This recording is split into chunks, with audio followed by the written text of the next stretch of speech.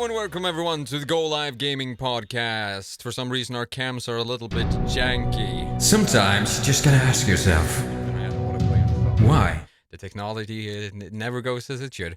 Either way, the GO.Live Gaming Podcast where we talk about EA, Bioware and Anthem. On weeks where we can't really talk about Anthem, we focus on other topics that we think might be interesting for you, the viewer or the listener, depending on where you're consuming this show. So, this week we have Whiskey Zero, also known as Luke, with us. Hi, man. Yo. How are you doing, Seige? You good? I'm good. How are you? Very well. Been a busy week of gaming and looking forward to going over all the things we've been busy chatting about over the course of the last week. Awesome. We also have Chromatism, also known as Josh, with us. Oh, that sigh beforehand just set me up perfectly there, Sarge. That was great. Thank you for that. How are you? I'm fine, by the way. How are you? Yeah, good. Probably already answered that. Yeah, I did. But hey, I'll answer it twice so people know for sure. We also have Drainus, also known as James, with us. Hey guys, how you going? Yeah. Good, apparently. It's a little bit dodgy start here, but we're getting our footing. We're getting there. We're getting there slowly but steadily. We're currently live on Facebook, Twitch, YouTube, and Mixer. If you don't have time to stay with us and interact with us in real time during the live show, we do this every Thursday, and you also have the access to the VOD later. I'll probably throw that up tomorrow, and then you have the podcast version that probably will go up on Saturday. Why that is, you might ask us a question to feedback@gunsofanthem.com, because otherwise I'm not going to tell you. But hey. So, today we're going to talk about Anthem. There's been some smart details, new updates on the Reddit forum with the... is he called Brennan? I think it's called Brennan. And a Bioware employee... Brennan Holmes, yeah. A Bioware employee that has been quite the giver when it comes to information about at least what he can talk about. He can't talk about too much, but he's giving some interesting details and pointing his finger towards potential futures we're moving towards. We're also going to talk about Sea of Thieves and the power of the cloud, since we've talked about the cloud-based services before. And we're also going to talk about Rainbow Six Siege auto-banning hate speech, because I think that is an interesting topic going forward with the gaming. That sort of system of actually auto-banning because of what you write in the chats. Now, it's not entirely new. That has been done on private servers for a long time, but an overall feature for a game it's quite new from what I know. And also, we have some new details about Battlefield 5, and there might be more. We'll just have to see. So, to kick this off, I think we're going to start with the Anthem updates. Now, it's not that much that has been sort of revealed, but he's been talking about a couple of different things, and I think we should just mention them. I don't know if there's going to be a longer discussion on this topic, but there has been questions about the progression system, and this is what Brennan Holmes wrote. One advantage to having a more static model is that it's a lot easier to entice players into different styles of gameplay. You find something new, it's more powerful than what you have, you're likely to give that a go. Alternatively, with things that grow in power over time / usage, you tend to get a lot more attached to the items that you have. They start to form a part of the identity of your character, and a lot of it depends on the progression goals, what the progression goals are with a given system. Currently, we're doing both styles for different areas of progression. So it seems like they're having different approaches to this, and depending on what kind of system you're using in the game, you might have a more static model where you get an item and it's going to have those stats overall, and on other parts there's going to be progression. Now, what this actually means, we don't know too much, but we can guess a little. Just a quick little guessing game here. What do you guys think? Which parts of the game do you think would be static, and which would be dynamic? Who wants to start? Who's gonna go? Who's gonna go? Throw me out the word. Catch it. I mean, I'll go because nobody else is going, so that's fine. All Now, I think I think for me the thing that immediately pops into my head is that we know that Bioware. I mean, this is an RPG as much as it probably is an action game. I think I think it probably is going to be quite heavily RPG based. So I would imagine that although we will see your character classes kind of defined by the suits you wear, there could be some sort of proficiency system. So maybe you can sort of spec into a character who's better with artillery, better with melee, better with rifles, that sort of thing. Which could be like the linear upgrade. But then, of course, when you pick your suit and pick your weapons, perhaps there are augmentations, much like the Diablo sort of gem system. So you can slot augmentations into your weapons, into your suits, and customize your playstyle that way. So you could it could be very much a case of you can still get one rifle. Well, this rifle has these stats on it. This rifle has these stats on it. But and then I can customize that and do my own thing. So I can sort of stick to a playstyle or go and explore other playstyles with the freedom to move around. But maybe I can still go up a sort of a talent tree, so to speak, and sort of tailor my personal preferred experience. And that's just my thoughts on it, anyway. Yeah, I was going to say exactly the same thing. I expect there'll be some kind of like you say, talent or ability tree that provides modifiers to base level things like you say, a weapon, for example, or perhaps some sort of armor ability, maybe something Halo-esque in that sense. So you, depending on the class you're running with, depend on the abilities that are open to you, and it allows you to explore your playstyle. Actually, thinking about it, that would be kind of pilot progression and suit modification and progression, wouldn't it? When you're thinking about it that way. Yeah. So. You Yeah, know what this all reminds me of? If anyone was a D&D player back in the day, back in version, got you. I'm with you, Josh. So this sort of vaguely reminisces me back to Weapons of Legacy, where you could have a weapon which would bind to your character, and as you grew and improved and leveled up as a character, the weapon would also improve and it would grow and it would gain traits. It would change its stats, and in some cases, if you wanted it to, it could even take on a personality.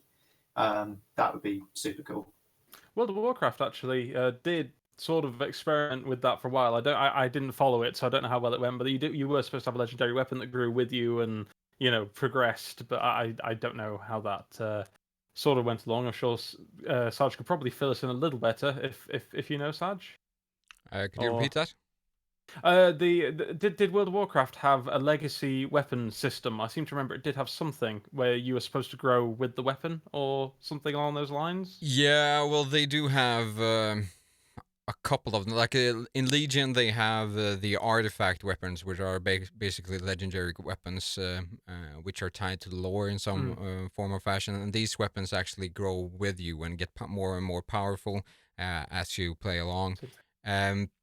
So that's one example of it. But you also have heirlooms, which are basically gear that you can buy on if you have a high level character, and you can then send that gear to your alts, sort of your alternative characters, and that way you can use the heirlooms to get an XP boost and also boost to stats. And these that gear is also scaling with your level, so it gets better and better depending on what level you're on when you're wearing that gear. So yeah, there's certainly gear in World of Warcraft, or examples we have there where there's scaling stuff. So yeah, that is certainly true. All right, I'm not entirely sure we should stick on this topic too long, because there's not too much to actually discuss about it. It's just interesting to know that they're working with different models here, depending on what we're talking about in the game. It's not not that unexpected, but yeah. There also has been some concerns regarding the state of the PC port, sort of. Now we know that it shouldn't be like a port. They're continuously working on the PC version as we speak. It's not going to be a crappy port where they're just having the same features as on the consoles. But I wouldn't expect that from Bioware either way. But it's good to know that they're sort of addressing that when people are talking about it. So yeah, there was not too much else when we're talking about Anthem. There's just small things coming up on the Reddit forum. I can link it in the description of the VOD for anyone who is interested, and you guys can go over there and read for yourself, because there's quite some interesting discussions and summarizations of what we know about the game so far. So I can recommend going over to the Anthem Reddit or subreddit. Yeah, it's absolutely the place to go. They're very much drip, drip, drip. Yeah. It's coming out, but that seems to be the place. Yeah. Yes. Seems like it. All right. So we're actually going to jump over to Sea of Thieves and showing the power of the cloud. And it seems like from our pre-discussion on the podcast that maybe we had some split opinions on this topic. But I, for one, thought it was quite cool. Like Microsoft themselves have... and if anyone wants to know what this has to do with EA and Bioware and Anthem, it's just because we've had these discussions before, and I feel like they can tie into a continuation of those topics. So Microsoft before have talked a lot about using the power of the cloud, but they haven't actually put that into action in any grand way. Or they've had small features that have been cloud supported, but it's been basically like leaderboards or whatever. It's been really small. But in Sea of Thieves, they actually have some interesting mechanics. Like, for example, the rendering of the water in the game is handled by cloud computing, and that way it should show up on the screen for in the same fashion for everyone who's playing in that area. And I think that it just adds to, it's just a small feature that adds to the gameplay, where especially when you have something like the water in Sea of Thieves, where it's moving a lot and it's really dynamic on where the characters could be, depending if you were on the ship or in the water. That will just add to the like if you're shooting someone, it should register better if we're all getting the same information at the same time. So that's one positive thing with having something like that. And it's also I think they're using cloud computing in some sort of way, I think, in a way where they're sort of teleporting without you knowing. I'm not entirely sure how the map works in Sea of Thieves. If it's randomly generated or if there's something to it. Maybe it's when you're out at sea that it's a little bit more random, because apparently you're going to meet players every like 10 or 15 or 20 minutes because of how their algorithm works. It's not actually that they're in the same position, or they could sort of get teleported to your location just because you're going to get more encounters that way. And apparently that works really seamless, and it's not something that you even think about happening. And it's cool that they're able to use that technology in ways to make the game feel more alive than it actually would be otherwise. But yeah, Josh, you have been making some faces. I don't know. You put me on the spot again, Saja. I don't know. No, I think right. Okay, so here's my sort of probably somewhat controversial opinion in the group. I don't know everybody else's opinion, but as far as I'm concerned, this is a trumped up sodding buzzword, and I do not buy it for a moment. The only thing that might be cloud gaming about this is that they run the world on their own dedicated server, and then you have your own host machines. In which case, congratulations, Microsoft, you found MMO servers about 15 years too late. It's not cloud. This technology's been out for yonks. And like I say, the only thing that might be different is they're actually doing an algorithm for the water on the server. But again, I don't quite buy how this is supposed to keep everybody in the same place at the same time. I mean, depending on the algorithm, everybody could just be sort of synced to the same algorithm on the host side, and everybody should technically have the same waveforms.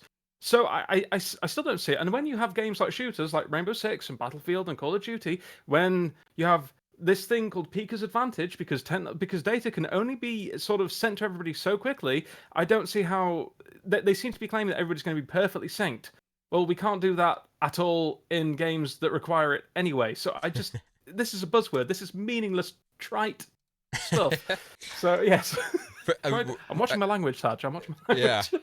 What I'm taking from this is actually not that it's meaningless. I think it's cool that they're using the cloud to move over some of the computing power that otherwise would be at the user Yeah. themselves, and moving that over to another system somewhere, and that way they can improve performance in their titles without actually having to move everything over to the cloud service, because that would, like we've talked about before, have issues when it comes to input lag and stuff like that. So, Well, yeah. I don't disagree with that at all. In fact, that is the best thing to take away from it, is that finding out ways to optimize everybody's experiences, to have a home console system, which is what we're going to be moving into with this cloud software, which can enhance your gameplay experience, because, as you say, your equipment doesn't have to take the entire load onto itself anymore. That's brilliant, and I'm glad that Microsoft is doing it.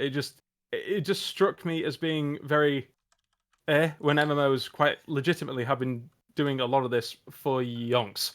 That's the bit that annoys me. Yeah. So, but anyway, It depends on it depends on what this is going to look like, right? How it works. If it's true cloud computing, what they will be doing is actually having servers set up which are specifically running one task, which is, for example, the ocean subroutine, for example, it's just running that, and then it's all being assembled and then piped to you. That would be if it's been done truly, as a cloud function. Will it actually be like that? I don't know enough about how they're doing it to say yes or no. But I feel like at this point, it's either going to be the former, which would be quite revolutionary, or the latter, which, as you say, it's just slapping a new label on a very old trick. who knows? I mean, James, what do you think on this? Because it's very much kind of your wheelhouse, really, server tech and things like that. I kind of got distracted by the ability to run around as a pirate going, yeah! Well, that's understandable, though. I can appreciate that. And there's our technical input. Yar! I just have this Yeah, image the server's now running of mighty fine. the cloud server failing, everybody's on waves, and like, whoop, oh, we're on a flat plane. Crap. So going along, that'd be great. Anyway, sorry, James, carry on. Well, I don't have a huge amount to add, actually. I kind of happen to agree with Josh that I think this is being a bit blown out of the water, really, for what it is. I see what you did there. I see what you did there. The idea of cloud computing is fantastic, but not there yet. Such jokes. Delicious bants.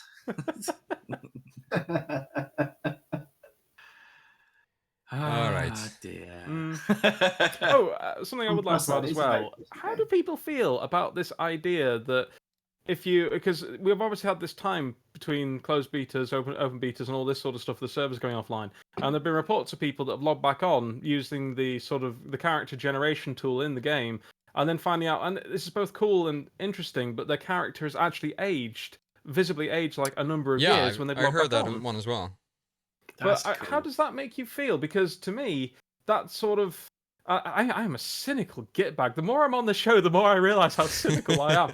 But it's like, to me, I kind of almost feel like that's the game long-arming me into playing it, because if I don't play that character I really like, I'm going to lose it when maybe he dies. I don't know if that happens, but it sounds like that could be a thing. And I don't like that feeling of being pressured into playing something, which is kind of what that system says to me personally. It probably says something completely different to other people, but how do you guys feel about it? Yeah, I kind of like that the feeling that your character is evolving in some sort of way.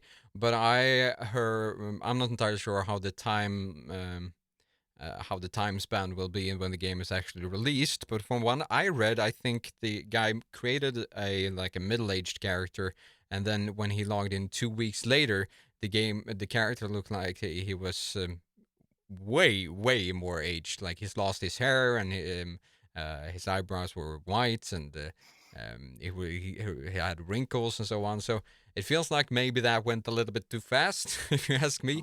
But I personally, I don't have anything against it. I don't know, Luke, James, do you have anything about? I personally, sorry, don't go ahead. I was just going to say that I've just thought of a really dastardly future microtransaction where you play some kind of game and Oh, you have no. to pay money to No, put your no, character no, into. no, stop right now. Don't give people ideas. Stop it. Don't listening. even say it. Don't give them ideas. Suspended animation. No! Why? I for one, if I can just sort of put a positive on this, I think that it's copyright. Yeah, there you go, right there. I think it's great to be able to see time passing in a game, because there's so many games that you play where you can get through the entire game and actually feel like time has stood still. Nothing's really happened. All the NPCs are exactly where you left them when you started the game. They're still walking around in that little circle. They're going to that 4 points, all the rest of it. And to actually have time passing, I think is quite intriguing. It's different, it's new, and I like that. Something shiny, something to look at, something to talk about. Whether or not your character actually dies, I'm a little bit hesitant to think that would happen. But would then again, you want to play after 2 weeks a wrinkly old character? I wouldn't. Yeah, you'd just be older. It just gives you an excuse for now why you're so bad at the game. You say your character's old and crap. But what if your abilities fade with age? If you're suddenly not capable of the same ability anymore? That's a whole different kettle of fish from it just being aesthetic to actually being something that interferes with the game mechanics and the way that you play the game. Yeah, I agree. I would personally be quite interested to see at what point your character stopped aging, because it's going to become a point where they're not going to be able to make it any older unless they have some sort of like procedural generating age mechanic within the game. So eventually your guy just looks like a shriveled up walnut. Or what, a rotting corpse? At what point does it stop? Basically, you actually sidebar. turn into the undead and you start playing with the undead skeletons. Ooh, zombie pirate. We haven't explored that yet. Suddenly we've just come full circle, and that does sound actually quite interesting. Zombie mod. Yes. All right, I think that is actually enough of talking about Sea of Thieves. It's an interesting game, and I feel like the technology actually could be quite cool, because we've talked about the power of the cloud before, but we've mostly talked about it in the fashion of the entire game being on a cloud service, and you just have a little gadget to access that, to actually have like the important things that matter when it comes to input lag and latency being rendered on your end, and everything else is being rendered somewhere else to just up performance of the game. I think that is actually a really interesting approach to making even bigger and more grander and even cooler experiences than we've had in the past. But I don't know how much that has been done in the past, or to what scale it could be done in the future. But yeah. Let's move over to another little topic, which is Rainbow Six Siege auto-banning hate speech. So this is one that it's an update that I don't know if has it been added or shall it be added. Did you know, John? I believe it has been added in the latest patch that brings us into season year 3, right. Season 3, I think. Yeah. The thing about this one is that it's actually pretty cool. They have systems in place, automatic systems in place, that if you are actively partaking in hate speech or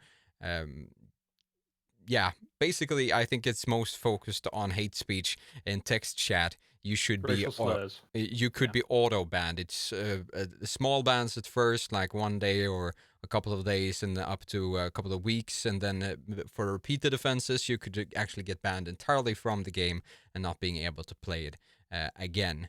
Now this little system have had a lot of discussion and a lot of riled up people on the internet, because a part of the gaming culture is, of course, being a little bit angry or slanderous when it's not going as you want it to, and people are scared that if they write just bad words or calling somebody the C word or something like that, that they would get banned because the system is in place.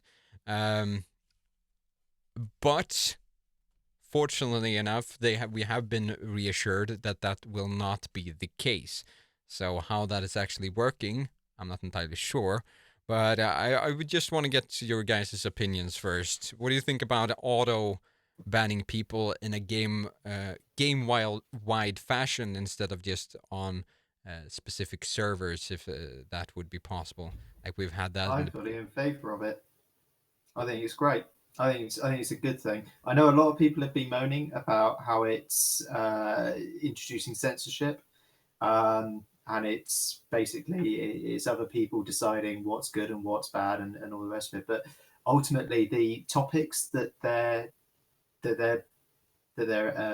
addressing here, that they're aiming for, are not your mum jokes. They're not F word, S word, C word yeah. statements, people getting angry and raging. They're trying to combat racist, misogynistic hate speech, which has absolutely no place in gaming. So if they want to get it out, I'm all in favour of that. I don't need your kind of people here out. Yeah, couldn't agree more. Yeah, agreed. And when it comes to if it did extend into effing and blinding in maybe a server where kids could be present in that kind of game, I don't see a problem with that. In fact, I kind of think that some of That's the every language that gets server of thrown, Call of Duty. right, yeah, all the language that gets thrown about, it's quite toxic, really. It's bad. And do you know what my mum always used to say to me? Swearing is the last refuge of the unintelligent person. And what she's basically saying is you can be very abusive without having to resort to swearing. Oh yes, you can rip somebody can be apart without punctuated. having to swear at them. Absolutely. Yeah. Absolutely. And it's much more fun. Absolutely. Yeah, I Yeah, quite, and quite agree. when you actually master that skill, it can be quite enjoyable to just see what the reaction Really, is really when you. good. Yeah, I find Well, like how often it just goes. yeah, one of the approaches is Straight. just like being when someone's trolling or being unnecessarily aggressive and all of that. Just being overly nice to them and just trying to be there. It just it's one of the best ways to just make them so annoyed with you that they're eventually going to leave the game. Or explode. It's great. Yeah, it's Good great. fun. It's a life lesson that you never let idiots bring you down to their level, because if you do that, if you let that happen, they will beat you with experience. Stay above. Stay above. Yeah. Take the high Enjoy ground. Walk that. away. Oh, grass. Yes, absolutely. Yeah. But I think this is an interesting approach that we haven't really seen before. Like we have seen a lot of tries to get the gaming or like minimize the toxicity of the gaming communities overall, but we haven't really seen, from as far as I know, a game-wide feature that auto bans people for being like naughty kids, or maybe actually having actively partaking in hate speech is not being naughty. It's just that's being almost illegal. But hey, I think it's an interesting approach that we haven't seen before, and I, for one, would welcome this in more games. What do you guys say? Yeah. Yes. Yeah, absolutely. Yes, I would. Absolutely. It steps across the line from just being sort of a bit of trash talk, a bit of, a bit of slurring, a bit of vulgar fun between each other, and then it sort of steps across the line into the territory of just being abusive for the sake of being abusive. Yeah. And that's just not necessary. We don't need it. We're not playing games to get into a verbal boxing match, bringing out the largest, well, or as we've actually sort of commented on, the basest guns we can possibly get our hands on. That's not why most of us are here playing our chosen platforms, really. We want to shoot people in game, not via the chat system. That's the whole point, I think, isn't it? Yeah. Yeah, absolutely. Yeah, I agree. And one of the reasons, like, there's so many games that I would want to play, and I probably would still play if the community or the environment of those games didn't foster such horrid behavior. Like League of Legends is one example where trolling and just being a generally bad person has always been really easy and really can break the game for a lot of people. And it's a game that Actually, I don't play sorry. any longer because of it. But there is one instance, and it's not quite the same, but does spring into my head, is that there was a legitimate culture that was growing in Overwatch not too long ago, where you just sort of it's so silly. It's so silly, but the GG easy thing. That was that was a phrase that Yeah, was being yeah. tossed around all over the place, and it was, if you let it get to you, somewhat infuriating or mildly Yeah. irritating, depending on your mindset at the time. I've been a victim of both, but and Overwatch, the developers just put in a system wherever you type that into chat, it would come up with a silly little message: "I respect my foes" and all this sort of stuff. Or my mum is calling me to dinner, and all these messages. That is actually. I Popped really up like instead. that. My favorite thing to do whenever somebody starts trolling me, especially if they're younger, shall we say, is to mute them. But before I do so, say I'm about to mute them, then I change team, and then I make it my personal mission in life to find them and destroy them, knowing that they're just going to go to bed crying, and that's much more fun than swearing at them. You're sort of doing your civic duty, aren't you? Really? I mean, you're sort of doing your duty, trying to develop them, to raise them up a bit. I'm doing my bit for society. Yeah, break them down so they can be rebuilt in a better image. On a slightly more serious point, Sure. This new system, there are obviously going to be teething issues. There are teething issues in everything, especially all the new tech. But there are going to be times where people get banned for using language that is unacceptable in some cultures, completely acceptable in others. Yeah. And the way in which that is dealt with is going to be very telling. Because you can either say, "Oh, okay, fine, it's your culture. I believe you when you say it's your culture, and I'll let you do it." Or you say, "No, it's not offensive. It's not acceptable to somebody. Therefore, it's not acceptable to anybody. You're still gone." Yeah. Interesting to say which line they take. Personally, if I was them, I take the latter. But time will tell. And also, they'll have to be reactive, because especially in this day and age, and with the internet, as we've seen last year, you get sayings, you get terms that crop up very quickly on the internet, and quickly become, I hate to use the term, but viral, and everyone starts using it. Something like fake news, for example, that didn't exist 3 years ago. Now everybody uses it. It's even in the broadsheet newspapers. Yeah.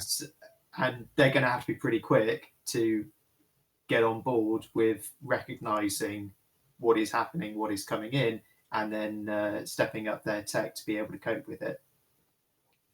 Yeah. True. I mean, they have said that all bans will be appealable, and ultimately, it will be a case of the chat log will tell all.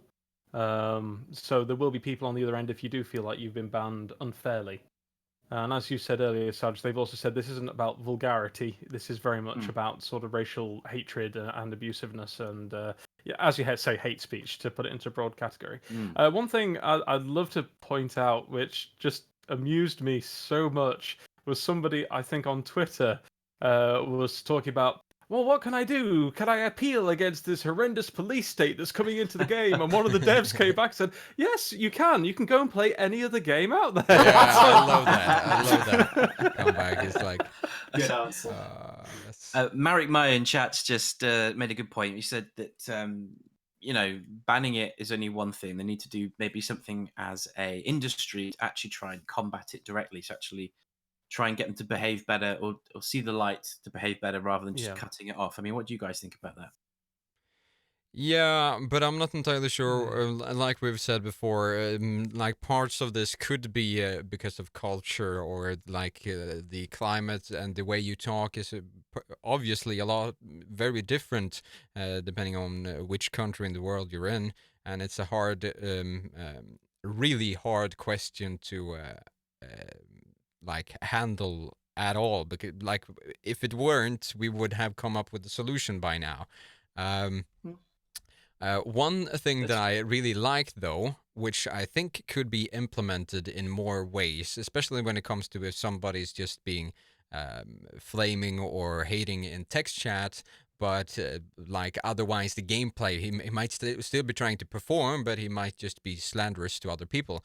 Like, I think it's on Twitter where you can actually just mute people, so they don't know that you've muted them. So they can sit there for days and days and just try to spam you and try to send you hate messages and all that. For them, it looks like it's getting through. And they're just wasting their time, but you're not actually getting the messages, and you haven't taken any harm because of it. And I think that I like the idea of wasting the time of these people that want to pursue this kind of thing. I like that approach, because then they have to come to the realization themselves, like, okay, I need to stop this, because this is not giving me anything. It's not coming anywhere, and hopefully they won't get any satisfactory response from it, or from that behavior. So Are you talking about the devs muting these people without their knowledge, or are you talking about individual players muting said people? I think you Really? can, like, if that would be in game, I think you could actually have an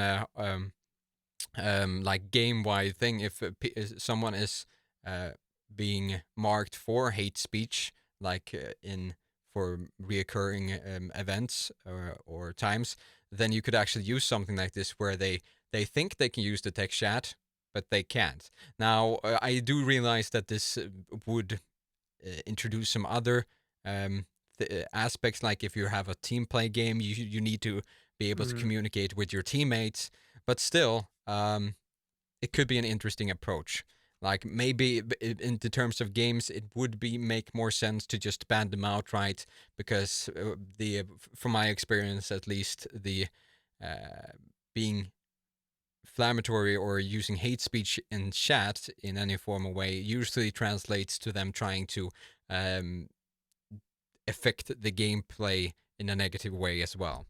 So, I don't know. I think that worked very well. It's like the old IRC shadow ban, isn't it? Where they can just carry typing away, have no idea, but they're actually banned. And I think that would work really great.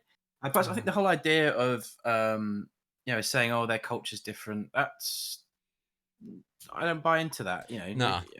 And we're a global community, really. And also, I think Yeah. gaming itself is such an interesting phenomenon, especially in gaming on the internet, because that itself has created a culture and a community overall, where people decide what is accepted and what is not accepted. Like, there's general rules and guidelines. I would say, I would like to, or I would dare to say, over multiplayer titles overall, like, this is accepted and this is not accepted, and this is a general, like, the majority of online gaming gamers think like this. So I think maybe that's where you need to, like, maybe foster that community and that culture more, in a way that people feel a part of that and they want to be a part of that. And that way, maybe they need to rethink their ways in order to become a part of it. I don't know. Yeah, oddly enough, I know we probably don't want to spend too much more time on this, but the way you make it sound is actually something that I've said for quite a while. Is that one of the problems with the internet as a whole is that a lot of people can't seem to handle the anonymity that they are provided on the internet, and therefore they will say and do things that they would never do in front of other people. And you're right. What you were saying about becoming part of the community, I know it's not. Yeah, it's like becoming part of the community, engaging the community is sort of giving yourself a persona, in a way, giving yourself a face. And as you say, you become less anonymous, and therefore maybe you'll act more like an actual human being towards other people. Oh, God forbid! God forbid! A decent human being. Perhaps I should say that in a slightly different way. But yes. Can I also just say that this is in response to Marek again, who was posted again in chat. This isn't necessarily too much about people being offended. Being offended offense is something that's subjective. It has everything to do with you as an individual, as a person, everything to do with your community, your social upbringing, your religious beliefs. It's not something that's dished out offense. It's something that's always taken.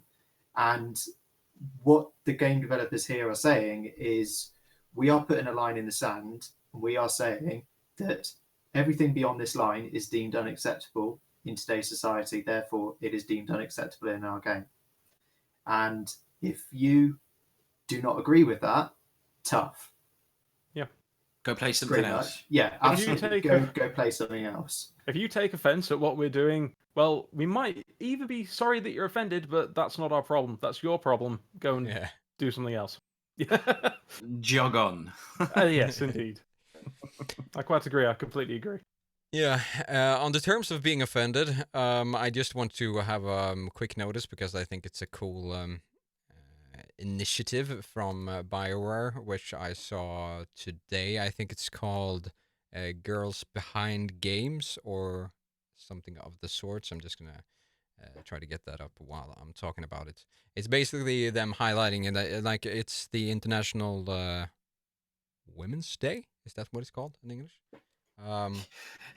It is International Women's Day. Probably better to set that one, Yes, not it go is. Women's Day. Women's Day? I was just thinking about the translation. International Women's Day. Yeah, I was thinking about the translation from Swedish in my head. That's why it says Women's Day. But yeah.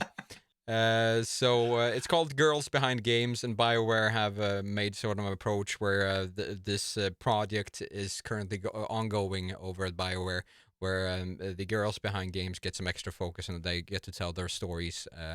And I think it's a really nice thing to see. I always like, regardless of gender or wherever you what category you place yourself under, it's always nice to see the people behind the games and get more information about that. And I feel like BioWare should maybe even do more of this in a general sense. I would love to see that.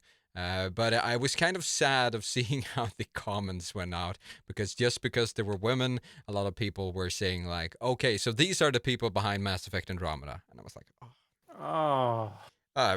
We're not going to delve into that discussion because that could be a shitstorm in and of itself. But it's just get a grip. Yeah, it's so childish and stupid. It is, and it was actually getting quite a lot of dislikes, the video itself, just because people were making connections with this video for some reason, and Mass Effect Andromeda, which still apparently is very much alive in people's minds, as something that they didn't like.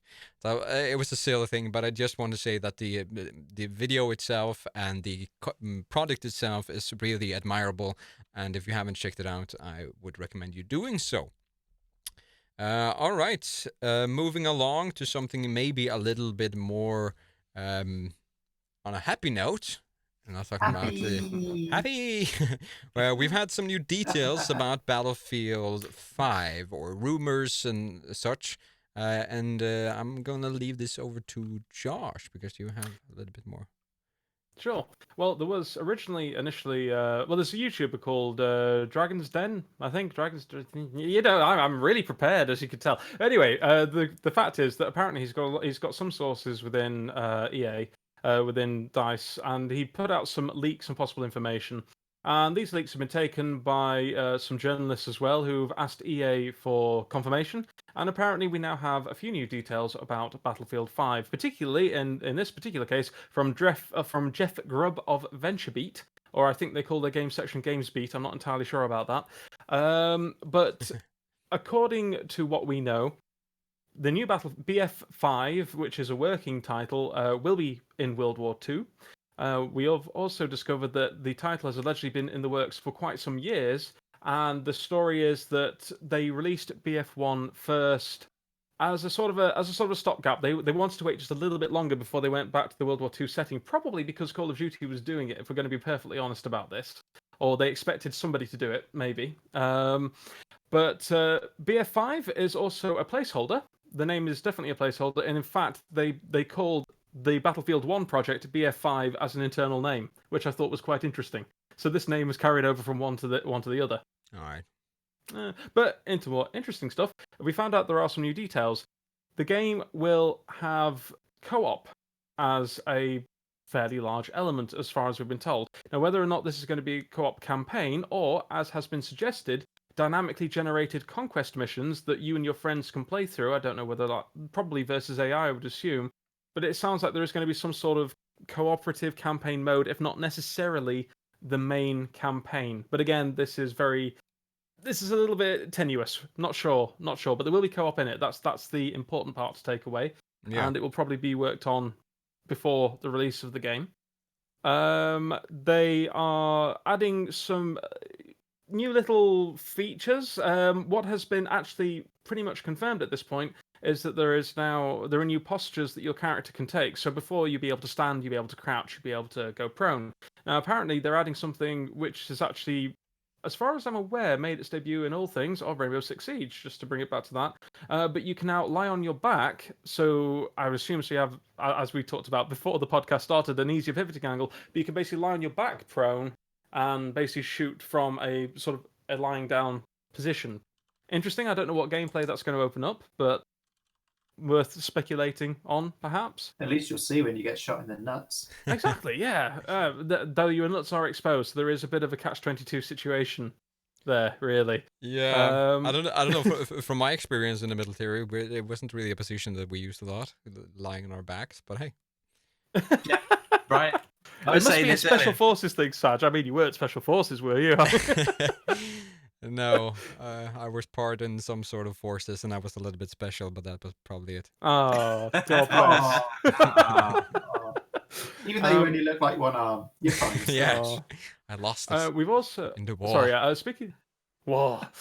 Speaking about the campaign, we have discovered it was originally rumored that the campaign would be exclusively played, and this is the single-player actual campaign, would be exclusively played from a German point of view, which I personally think is an incredibly interesting prospect. But unfortunately, it's looking more likely that it's going to be very much more like Battlefield 1 in the way it plays out, and that you're going to have episodes from different soldiers' points of view around the globe.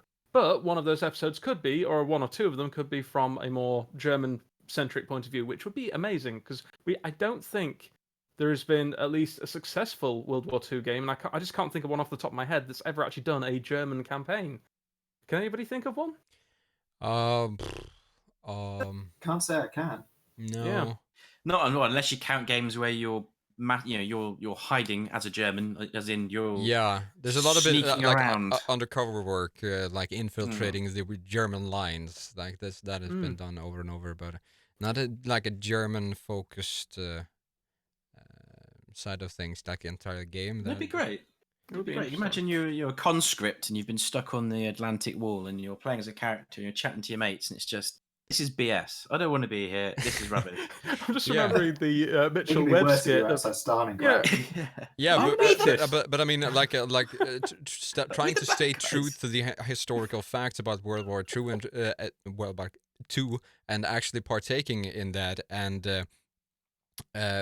just playing as a soldier in a fashion that isn't like, of course, history is formed and being interpreted by propaganda a lot. Like when it comes to propaganda wars, the U.S. of course won that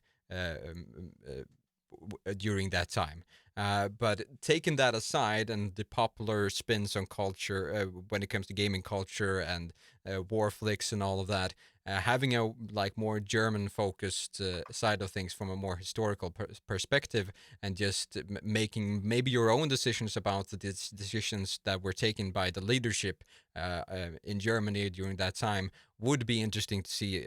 Maybe that approach, not the whole thing like Wolfenstein with Nazis in robo suits and mech suits. Robo Nazis. Yeah, robo Nazis. I think it could work really well. Other popular media has already explored it. I mean, you got Das Boot, for example. That was a very good film from the German perspective. It had a TV series called My War, where it followed 4 friends from the beginning of the war through the campaign, and then how it affected them coming out of it. And you saw the sort of human side of their experience. I think the time's right for it, to be honest. I think, no one's going to take offense. If going back to that, no one's going to take offense at seeing it. And I think it would do a world of good, actually, if done right. And I believe, having played, BF1 and seen how that was executed, I believe that DICE could very well be the people to do that. So let's hope. And of course, it would be absolutely fantastic to play a World War I game where the war doesn't start at D-Day on Omaha Beach, as they all seem to do. Yeah. It would be really cool to play something, say, on the Eastern Front, Stalingrad, that sort of area. I think it'd be great to play Yep. Dunkirk, the evacuation of Dunkirk. Just That'd about to say that would be very interesting. Yeah. All the events leading up to that. But French resistance.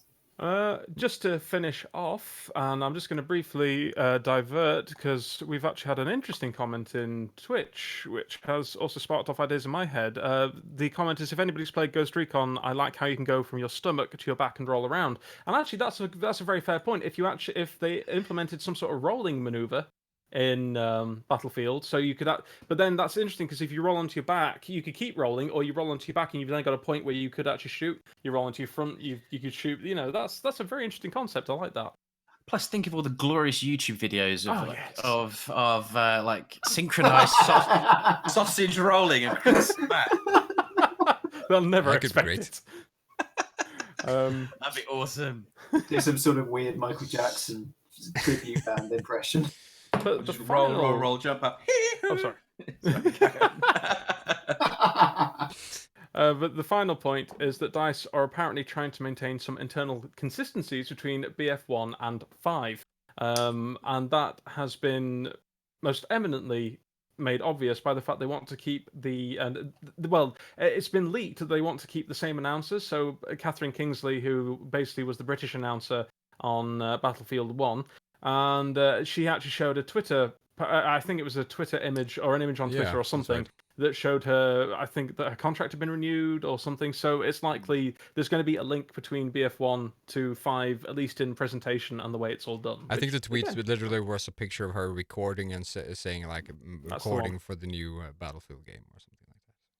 Yeah, it didn't actually state explicitly what she was recording, but I think she put a Battlefield hashtag in it, which might have given the game away a little bit. Maybe a little bit.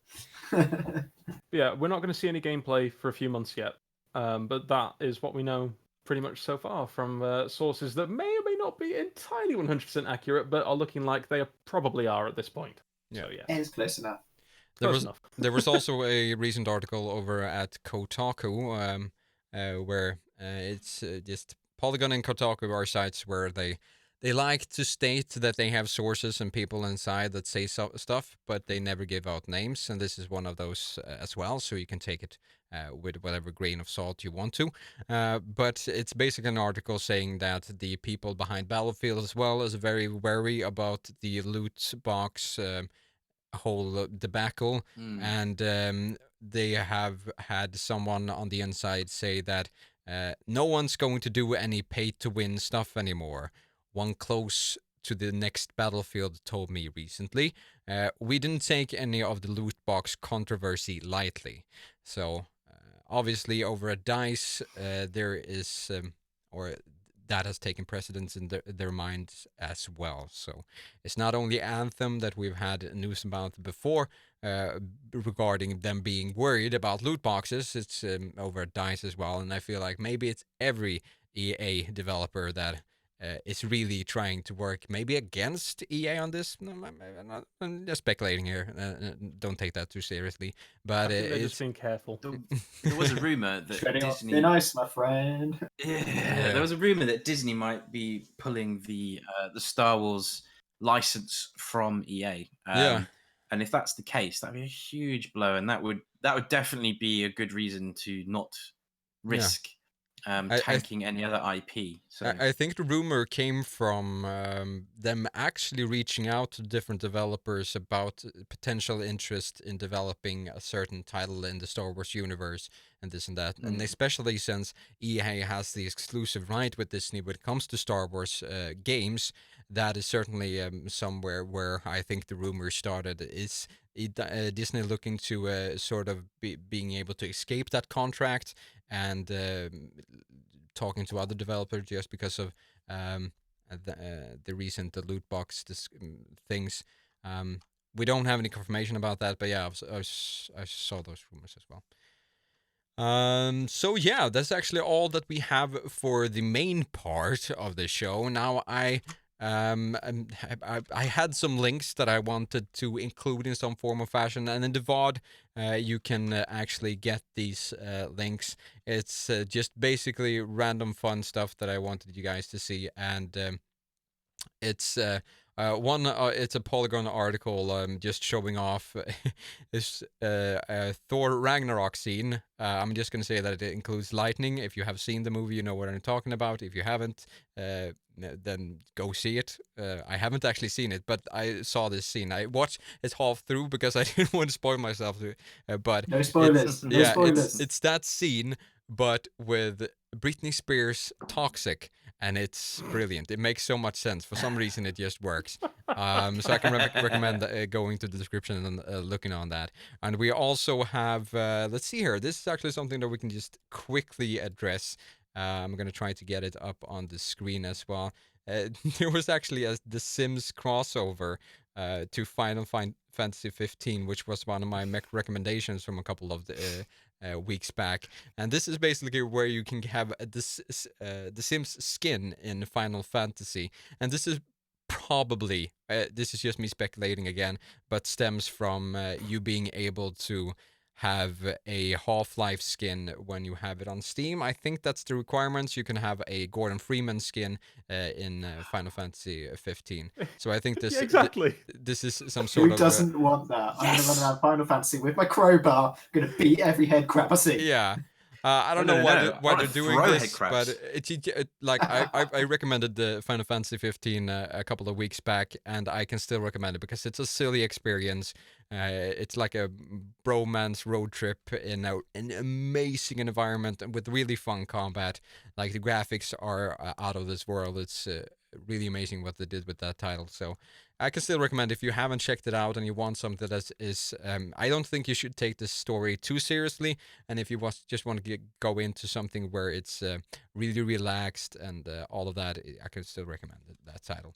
But yeah, Spoiler let's alert, see. everybody here has already made their choice. Yeah.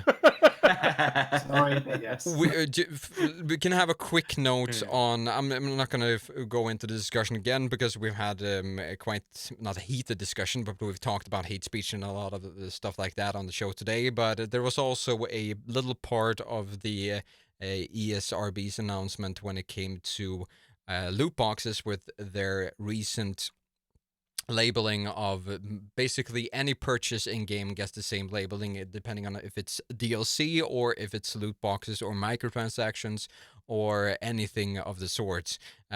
Basically, the reasoning for not making more specific labeling on gaming titles is basically that they think that I'm gonna tread carefully on this one, but the parents that buy games for their kids, from their experience, they don't know what any of this entails. They are basically incapable of making their own judgment about things and absorbing information. So that is why they haven't included a more detailed description. I'm sort of making it, saying that in you can say it. You can say it, Sad. You're saying that basically the industry is turning around and saying to parents that they're thick. yeah. That's basically what they're saying. They're saying it a little bit more of nice way, I guess. But if you are a human above average intelligence, you see what they're actually talking about here. So Punch in the face. yeah, with it's a basically flowery napkin.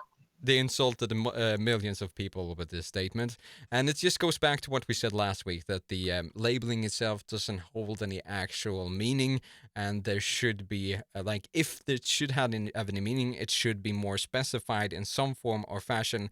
But apparently they're trying to escape from that, and that's.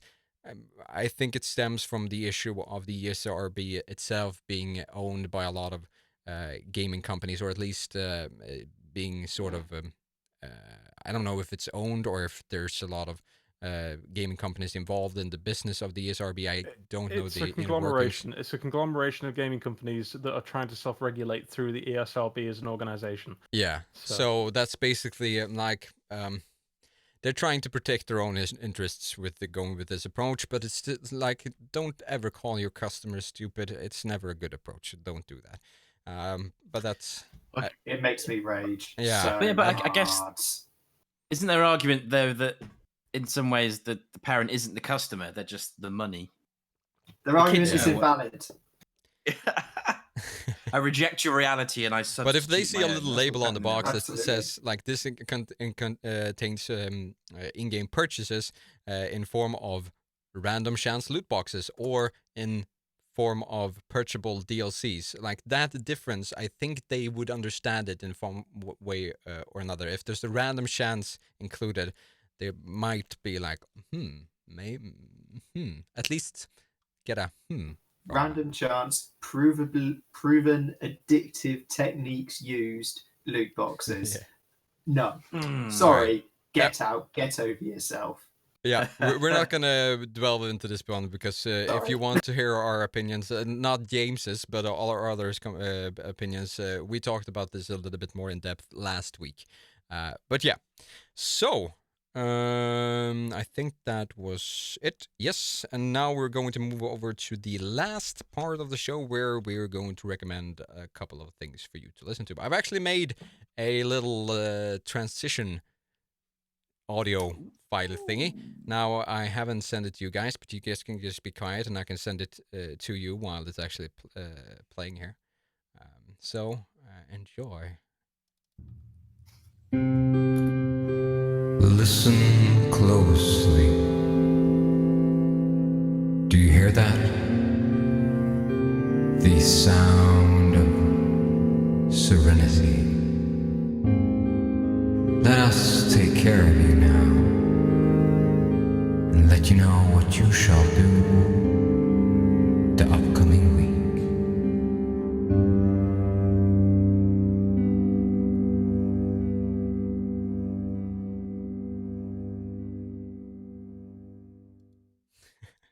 So I'm really trying to move this over into a little bit more of a calm and more comfortable place.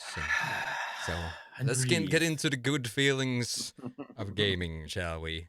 All right, James, you haven't. I don't know. Do you have something for us that you've calculated or that you've picked? Yeah. Unfortunately, it doesn't quite follow your theme of calm. So apologies for that. It is the new series of Vikings. Well, I say the new series, it's been out for quite a while now, but I've just got around to finish watching it myself. It is phenomenal. Really liking it. And I highly recommend that anyone go who has watched Vikings to How many go and make seasons? sure they watch season 5. It's 5. on season 5, which is technically the 6th season because season 4 was split into part 1 and part 2. It's not confusing, but it's the 6th season is called season 5 because it's the 5th number that they've got to so far. And I have to admit, I was quite surprised that they actually did this season. I thought they would have ended the whole saga at the end of season 4, part 2, because it sort of seemed to be a very natural closure point, not wanting to spoil anything. But they didn't. They went on to season 5. I was initially quite skeptical. I thought they were just flogging a dead horse.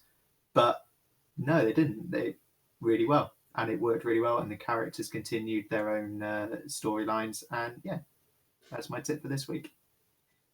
All right. Awesome. Josh, do you have something for us? I do. Something I've been listening to that's just been calming me down. You know, just on those nights when my mind's going too fast, I just need something to just bring in the energy a little bit. I've been listening to an audiobook called Electric Dreams by Philip K. Dick. Now, he is a sci-fi author of some quite amazing renown, as also the inspiration behind films, behind productions such as Blade Runner and 2049 and that sort of thing. And he does some quite profound, but rather, I would say, I won't say gentle, but it's sort of quite profound and thought-provoking short stories, of which Electric Dreams is a collection. There is currently a series on BBC, sorry, not BBC4, lies, on Channel 4 that is airing. That is interesting, but I saw that and I thought, you know what, I'd really like to know the short stories that this actually came from. And there is currently a collection on Audible, which is a fantastic production. It's sort of there are multiple people narrating the books. They're all excellent so far. I can highly recommend listening to it if you want some thought-provoking sci-fi that's a little bit Inception-like, pretty much all the way through. It's very, very good stuff. Also, a little shout-out as well is that, as we discussed earlier, Season 3... This is not relaxing. Season 3 of Rainbow Six Siege has now launched, and it's an excellent time to get into the game because they've added so much new content in the last 2 years to the game. They've actually restructured their pricing model, and now, if you buy into the game, then you will get a number of the operators for free, and they've also changed the game so that everybody, if you own an operator, all of their gadgets, gear, and everything else is given to you flat out right. So if you want to get into it, now's a fantastic time to purchase. I would recommend the standard edition. You'll get the 20 base operators for free. There is no sort of, you won't feel in any way like you're being gypped with the ones that you can earn or purchase later, because that gives you such a solid starting foundation. It's a really good time to look into it, so I highly recommend that. And now it also includes the chance of getting banned for your mom jokes. Yeah! Yeah, that's right. So if you feel like taking that a chance, then carry on. Ooh, I love a game of chance. Yeah. Oh, yeah. Indeed. How much can I get away with? Oh, let's find out. You buy that chance in loot boxes. Yeah. Topical boxes. We're supposed to be relaxed. Yeah. Yes. Relaxing. Don't Bring me it back down. up. Bring it down, guys. God damn it, trainers. Luke, do you have something for us? I do, but I want to quickly go back to something. You twigged something off in my head there, Josh. Philip K. Dick, I believe, is the author of The Man in the High Castle, a rather excellent TV show which you can find on Amazon Prime. I would recommend that if you have it. But my actual recommendation is season 2 of Jessica Jones, dropped today on Netflix. Strong female character on of course, this International Women's Day. Going back to Women's? International Women's Day. So nothing relaxes me more than watching a strong female character crack skulls. Yeah. And I will also dock in a third thing, which was just been recommended. I know, recommended on Twitch, which is Black Mirror. It's been around for ages, but it's absolutely amazing. If you find dystopian futures relaxing, then this is the one for you. Over to you. Yeah, I just listened to you so intently, so I almost forgot what. Yeah, that's right. I'm actually going to like Patrick has been the one in the past that has been recommending anime, but I'm gonna recommend one myself. This one is called The Magus Bride, the ancient Magus Bride, even. And on the topic of staying calm and stuff like that, I feel like this is a really good show for doing so. The show itself is animated beautifully, and the world itself is really interesting and really wondrous in a way. What was that movie called? There was a really famous movie that was really popular. That was an anime flick a couple of years back. I've lost it now, but yeah, that had the same theme of having these magical beings that only has been really portrayed in an anime fashion before, and I feel like this sort of goes a little bit in the same fashion as that, but it's still quite unique, and the premise itself also. It's what you should think about the main characters is also a big part, because there's some weird things about how they meet, and should they really think about how they think about each other in the way that they think about each other, and stuff like that. It's something that I can really recommend if you're at least a little bit of an anime fan, and something a little bit more serious, not like we were not talking Dragon Ball here. We're talking a little bit more serious stuff. A little bit more serious. But all right, that is actually it for the show today. If you enjoyed the show, please hit us up at feedback@gunsofanthem.com and leave us a question, a link, a hello, a hug, a... We need those. Yeah, free hugs. Maybe some coupon codes on loot boxes if that exists. Nah, don't do it. I nearly swore then. I nearly swore. Don't poke the bear, sir. Just Don't been poke the shredded bear. away. Yeah. But yeah, the VOD of this show will be available on our YouTube channel tomorrow, if everything comes together as it should. And the podcast itself, the audio form, that is available on iTunes and basically any podcast app that you use. That should be available this Saturday. And I think that's about it. If you want to, you can also interact with us on social media. We're on Twitter, we're on Facebook, and yeah, I think that's it. But yeah, until next time. Goodbye. Goodbye. Goodbye.